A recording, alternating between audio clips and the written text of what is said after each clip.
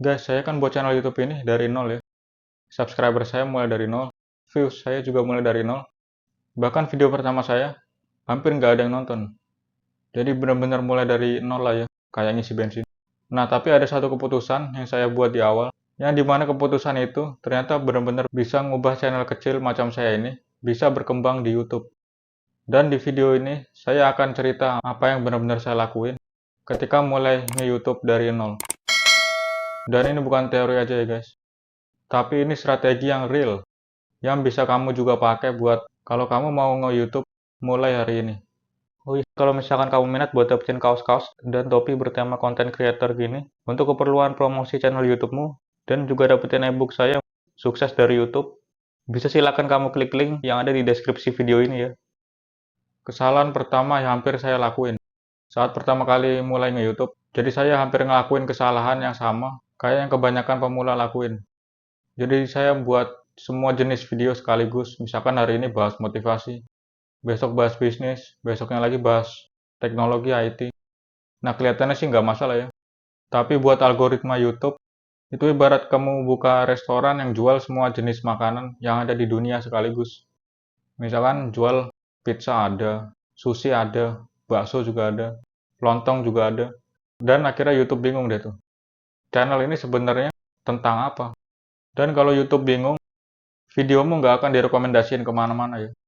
Jadi saya ambil keputusan penting, yaitu saya pilih satu topik utama aja, satu niche, satu tema, yaitu YouTube, content creation. Jadi tentang strategi channel, algoritma, cara berkembang di YouTube dengan konten, ya sekitar itu ya.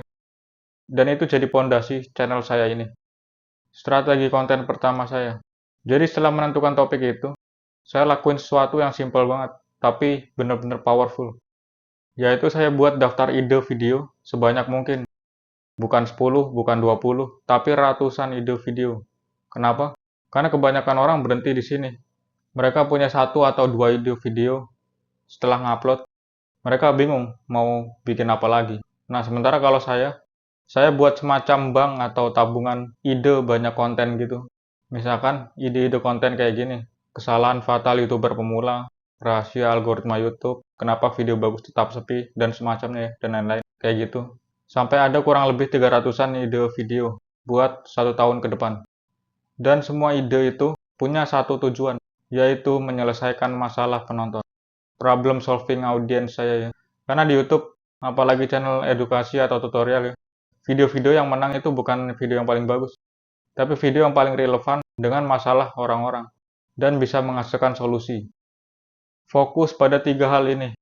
Nah, pas saya mulai channel dari nol, saya cuma fokus sama 3 hal aja, bukan 20 hal, bukan 50 strategi, tapi 3 aja, yaitu pertama judul.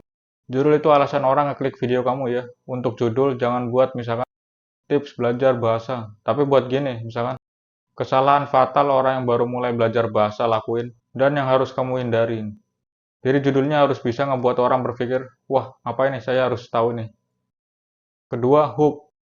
20 detik pertama video adalah segalanya. Kalau orang nggak tertarik di awal, mereka pergi.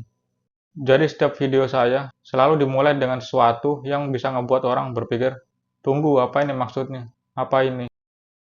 Konsistensi. Banyak channel gagal bukan karena jelek ya, tapi karena berhenti terlalu cepat. Algoritma YouTube itu biasanya membutuhkan kurang lebih 20-50 video pertama ya buat benar-benar memahami channelmu. Tapi kebanyakan orang udah nyerah aja di video ke 5-10. Beberapa video pertama saya nggak viral. Ini fakta yang banyak channel yang nggak mau bahas ya.